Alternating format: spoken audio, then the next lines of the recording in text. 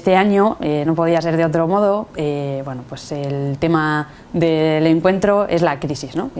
Los jóvenes también de la diócesis queremos preguntarnos y cuestionarnos cómo nos está afectando la crisis.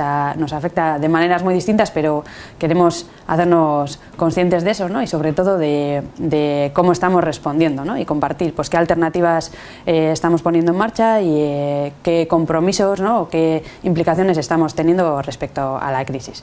Pues bueno, tendremos un momento largo de talleres en el que, bueno, pues por un lado saldremos a la calle a preguntar, ¿no? Cómo la gente vive la crisis y cómo les afecta.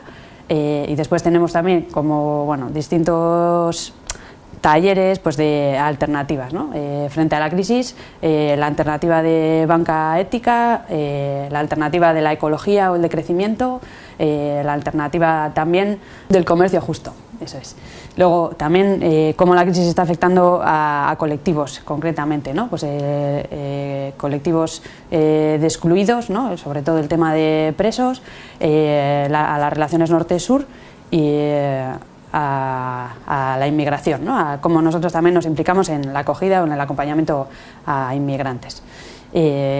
Todo eso lo pondremos después también delante de Dios, ¿no? Porque también es Él el que nos llama pues a ciertos compromisos, ¿no? A ciertas alternativas o a dar algunas respuestas como creyentes.